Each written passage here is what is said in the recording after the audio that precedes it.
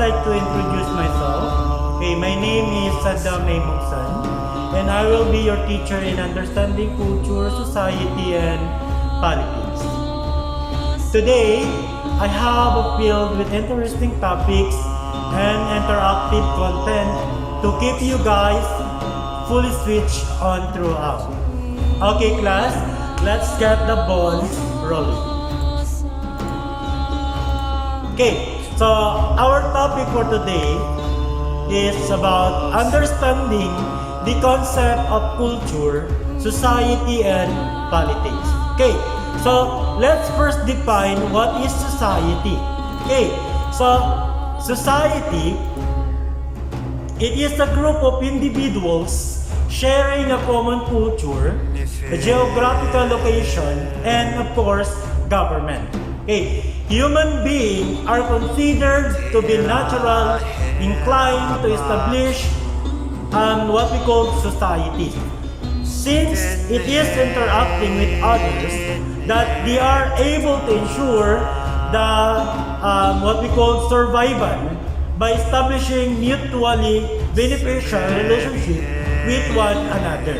Okay, so societies enable individuals to acquire necessary survival skills, maximize their potential, and share resources.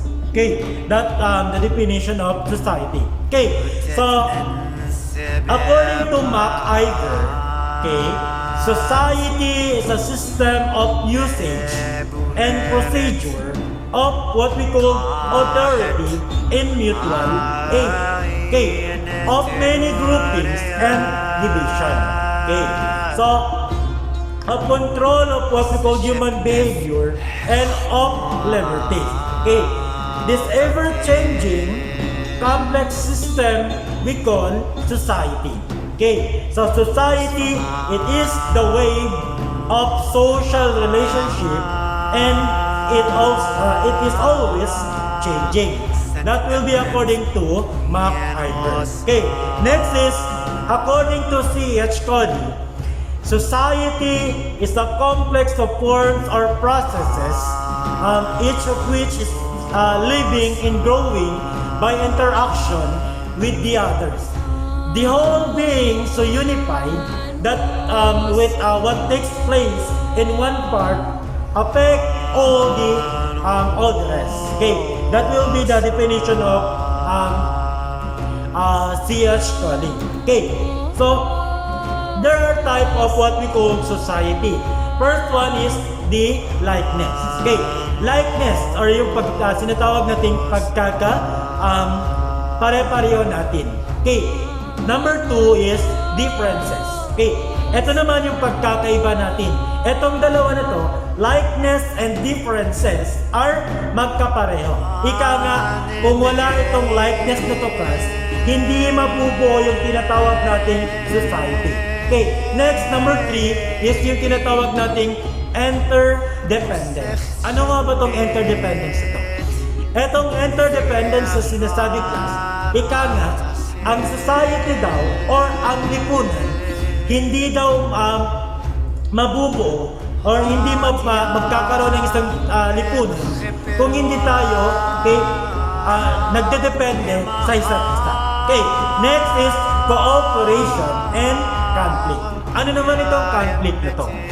Itong conflict na to, guys, sinasabi, okay, kung wala tayong cooperation between each other or nagkakaroon tayo ng tinatawag na conflict, kaya nga kailangan para mabuo ang isang lipunan, meron tayong kooperasyon sa bawat isa. Okay, next is network or web of social relationship. Okay, ano tong social relationship na to? Okay, para magkaroon tayo ng isang lipunan or isang community, kailangan natin makipag-socialize sa isa't isa. Kailangan natin magkaroon ng tinatawag nating relationship. Okay, so number 6, ito yung tinatawag nating permanent nature. Ika nga, ang society daw, class, kahit mamatay yung isang tao na yun, patuloy pa rin ang tinatawag nating society. Okay, andun pa rin, nagiging permanente na yung tinatawag nating society.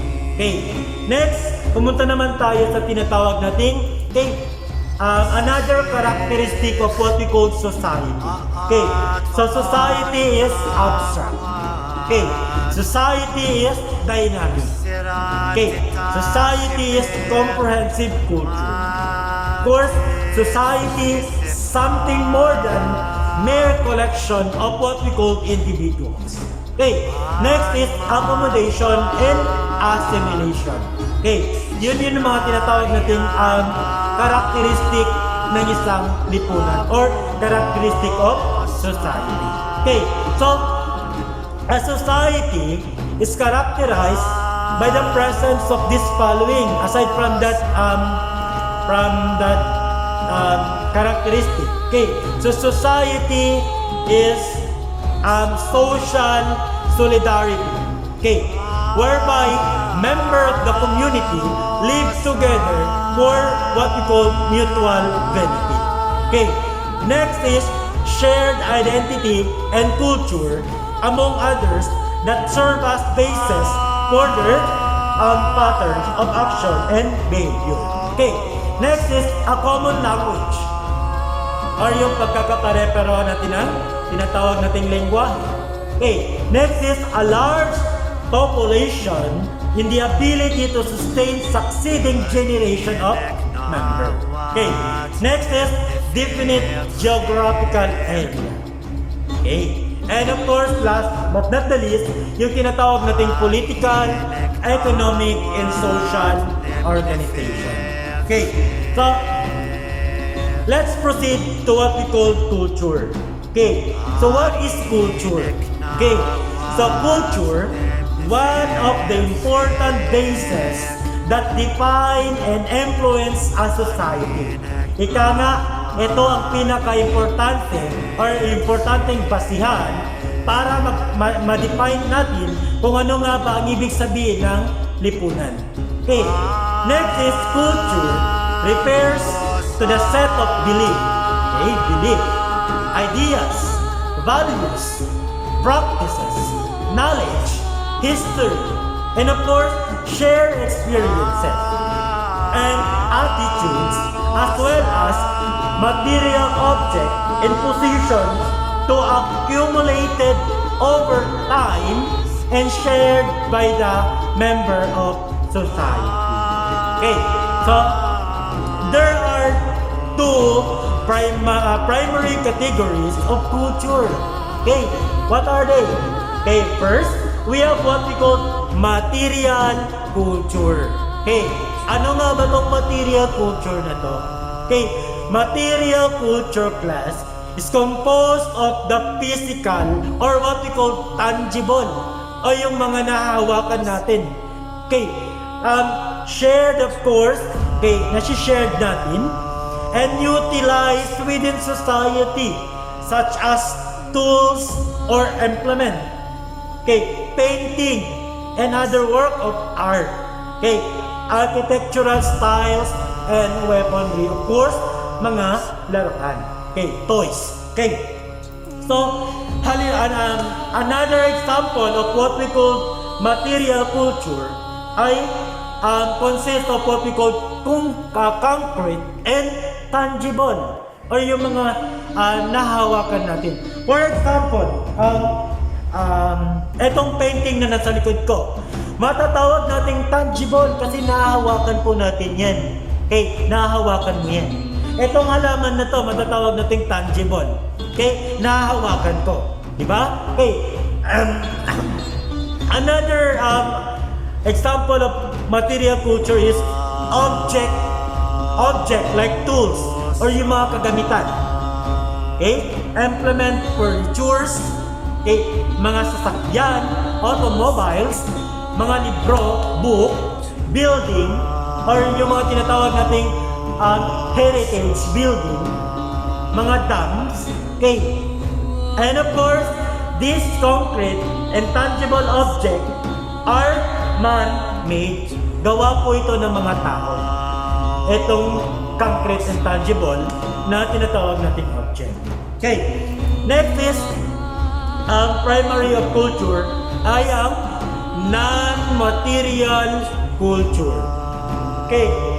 Ano nga ba itong non-material culture na to, class? Okay. Non-material culture, it consists of the intangible properties, okay, and element of society that influence the pattern of action and behavior of its member. Okay, for example, non-material culture include the language, belief, values, attitude, ideas, norms, okay, shared among member of what we call society. Okay, so non-material culture consists of what we call intangible or yung hindi natin nahawakan, and abstract object. Ito yung mga abstract na tinatawag natin. It includes the costume, okay, the tradition, the habits, the manners, the attitude, the belief, the language, literature, art, law, and of course, religion. Okay, yan po yung tinatawag nating non-material culture. Okay, next, aspect of culture. Ano nga ba yung aspect ng culture? Okay, according to Taylor, 1871, the notion of culture present a complex portrait of humanity. Okay, anthropology regard culture as learned, symbolic, integrated, shared, and of course, all-encompassing. Okay, yun yung sabi ni Taylor, 1871. Okay, next aspect of culture. Okay, it is learned because culture is acquired by being born into a particular society in the process of what we call enculturation. Okay, so as anthropologists would say, or socialization, as sociologists would explain, through language, the cultural trait of society are passed on to younger member in the process of growing up through teaching. Okay. So, culture is of course symbolic in the sense that it renders meaning to what people do, belief, religion, rituals, mind, dances, performances, music, art, sense of taste, education, innovation, identity, ethnicity, and so on, so forth, etc. Okay, are meaningful, force, human expression of what people do and how they act. Okay, that will be another aspect of culture. Okay, culture, the system of meaning, and many other facets of culture, such as kind, religion, economic, activities, inheritance, and of course, that's what we call in political process, do not function in isolation, but as an integrated whole that makes society work. Okay. Furthermore, this varying system of meaning, relation, and processes is shared with a group of people, rendering culture bounded to those who seek a sense of belonging to the same, what we call society. Okay. So next is, since culture is shared with exclusive domains of social relations, societies operate differently from each other, okay, leading to cultural variation. Even as cultures bonded, it does not mean that there are no variation in how people act and relate with each other within a given system of their respective society. Okay, so on the contrary, class, the same society can be broadly diverse, wherein people, for example, the process, connection to each other, yet practice different religion, okay, practice different values or gender relation. Okay, furthermore, societies do not always exist independently from each other. Okay. Next is, when people, cultural practices and values, okay, not their own as disturbing and threatening, that can be regarded as ethnocentrism. Okay. So, a literal meaning of ethnocentrism, okay, ethnocentrism. It is regarded that one's own culture in society as the center of everything, and therefore far more superior than others. Okay, yun yung definition nila sa tinatawag nating ethnocentrism. Okay, so ano nga ba tong ethnocentrism na to, class? Okay, sa madaling salita, pag sinabi natin ethnocentrism, ito yung pagiging proud natin, okay, proud natin sa kanilang kultura, okay. Kumbaga, ito yung pagiging proud sa kanilang kultura or pagiging proud natin sa kultura natin kaysa sa ibang bansa. Okay? Or sa ibang kultura ng isang bansa. Okay? So, kumbaga, proud tayo sa kung anong kultura meron tayo. Okay? So, kung ang tingin nila or ang tingin natin sa kultura natin ay mas nakakaangat kaysa sa ibang kultura. Yun po yung ibig sabihin ng ethnocentrism. Okay, next is yung tinatawag nating xenocentrism. Okay, kanina ethnocentrism. Ngayon naman, xenocentrism. Okay, ano tong xenocentrism na to?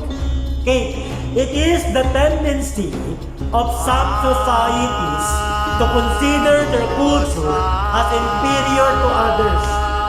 Some Filipinos share the perception that some aspects of Philippine culture are inferior compared to foreign culture, particularly those of our former colonizer.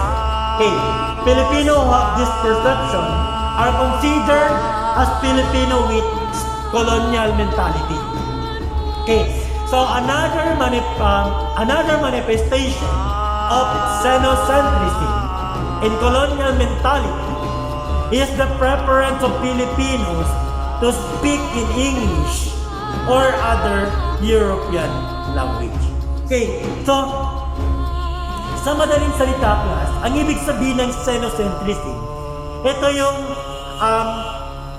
lubhang pagkakaroon natin ng interest sa ibang kultura kaysa sa ating kultura. Kumbaga, mas pinapahalagahan natin ang ibang kultura kaysa kultura natin, kabaliktaran ng ethnocentrism. Okay. So, ang tinatangkilik natin or mas tinatangkilik pa nila ang ibang kultura kaysa sa kanilang kultura.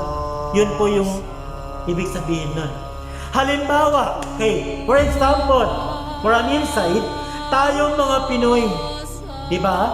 Kapag nakakapunta tayo sa ibang bansa, nagbabago ang ugali natin. Hindi lang basta ang ugali, pananalita.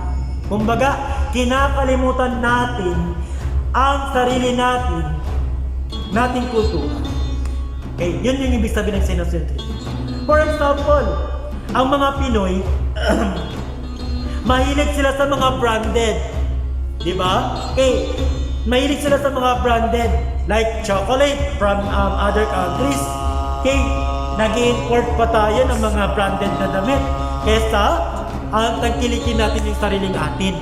Okay, yun yung kabaliktaran ng xenocentrism at ng ethnocentrism.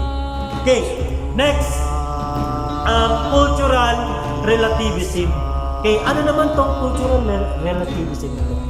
Okay, the concept of cultural relativism underscore the idea that culture in every society should be understood in regard on its own term. Okay? Societies are qualitatively different from one another, such as that each one its own unique inner logic that will be according to Erikson 2009. Okay, so cultural trait can only be known in value in the content of what we call society by which they emerge in our practices. So, sa madaling salita, pag sinabi natin cultural relativism, ito yung pagrespeto natin sa kung ano ang paniniwala ng isang tao, okay, sa kanilang kultura. Nire-respeto natin kung ano yung paniniwala ng isang tao sa kanilang kultura. Kaya halimbawa, yung pananamit ng mga kababaihang Muslim at ng mga kababaihang Kristiyano. Di ba? Okay, may mga standard tayo pagdating sa pananamit niyan. Okay, in terms of religion o in terms of ibang kultura. Okay, sa mga kababaihang Muslim or sa ating mga Muslim, okay, may standard po tayong pananamit pagdating sa kababaihan. Okay, kailangan po naka-bel or yung tinatawag natin belo, naka-hijab sa mga kababaihan. Okay, kailangan po mahaba yung damit natin. Minsan tinatawag natin abaya, di ba? Okay, dapat mahaba po yung damit natin or sa madaling salita, kailangan po hindi nakikita yung aurat ng babae. Okay, so next is yung kababaihang Kristiyano naman. May mga standard din silang pananamit. Okay, sa mga kababaihang Kristiyano, okay lang po sa kanila kahit magdamit po sila ng sexy or yung mga maiikling damit. Okay, as long as kailangan po natin magkaroon ng tinatawag na respeto sa kung anumang paniniwala meron tayo sa kultura natin. So yun po yung ibig sabihin ng cultural relativism. Okay, next is yung tinatawag nating multiculturalism o multiculturalism. Okay, multiculturalism is an ideology that acknowledge and promote cultural diversity within society. Okay, multicultural entails that the establishment of political group and institution comprised of people from diverse culture. Okay, this view challenged the idea of the nation state in the advancement of nationalism and what we call ultra-nationalist policy. Okay, multiculturalism in the Philippine class is still an ongoing process. Okay, and its advancement is largely dependent, kaya nakadepende pa rin tayo on how government initiative and of course policies. Okay, next is, ano nga ba, sa madaling salita, ang multiculturalism, ito yung pagtanggap sa ibang kultura at pagrespeto sa ibang kultura. Kumbaga, tinatanggap natin kung anong kultura meron sila. Okay? Nire-respeto natin kung ano yung kultura meron sila. Okay? Dahil dito class, nagkakaroon tayo ng panibagong tinatawag nating kultura. Kasi nga bakit? Pinagsama-sama natin lahat ang iba't ibang kultura. Kaya nagkakaroon tayo ulit ng panibagong kultura. Kasi ina-adapt natin yung mga iba't ibang kultura na natutunan natin or nalalaman natin sa ibang kultura. That's why nagkakaroon tayo ng another culture. Okay. Next is cultural sensitivity. What is cultural sensitivity, class? Okay.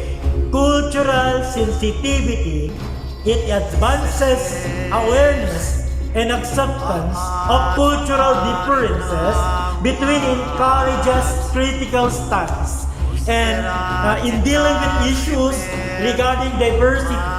Okay, this view believe that not all cultural practices, tradition, and views can be integrated. Yes, integrated. And the distinct culture can harmoniously coexist in society. This view advocates respectful view of the uniqueness and distinctness of other culture. And of course, encourage individuals in societies to guard against ethnocentric and xenocentric. Okay, so kailangan po natin yung bantayan para hindi tayo mapunta doon sa tinatawag nating ethnocentric and xenocentric views. Okay, so as there are significant threats to cultural diversity and of course social stability. Okay, so cultural sensitivity class has a broad variety of definition. Yes, a broad variety of definition. Iba't ibang definition po yan siya. Okay, we have values that important when we are encountering people of distinct groups or yung mga ibang grupo. Okay, ano yung mga values na yun na kailangan natin ipakita sa kanila? Okay, unang-una, demonstrate knowledge. By what? Demonstrate knowledge. By what? Recognizing the cultural differences and values that can be gained through training, through education, and of course, experience. So magkakaroon tayo ng knowledge, nalalaman natin through education, through training, through experiences. Next values is you must show consideration through careful thought about deliberation, taking into account and having concern for others. Next is show understanding by what? By perceiving. Perceiving and comprehending the nature and of course the significance of individual cultural preferences. Next is show respect by what? By demonstrating willingness to show appreciation or regard for the patient. Next is display tailoring skills by having ability to alter or to adapt for fun or for an individual or group. So, ano yung mahalagang kailangan magkaroon tayo para makipag-deal sa isang lipunan o sa isang kultura?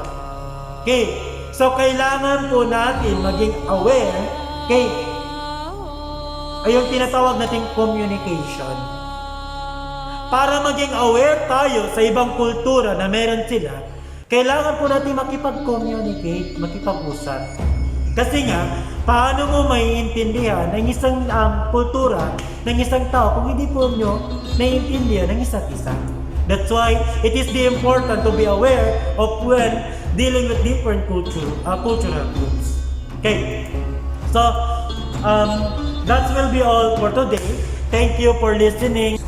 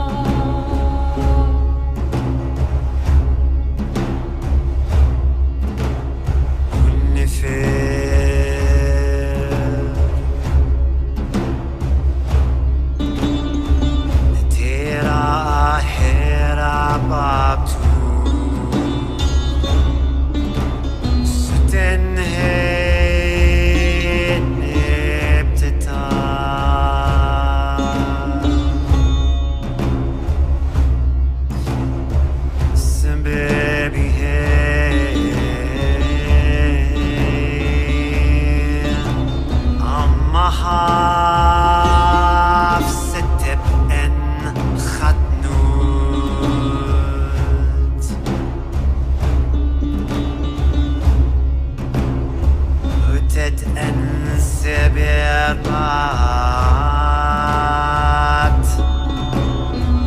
Nebureret kahet aynet ruaraya Seshebnef hechwautatif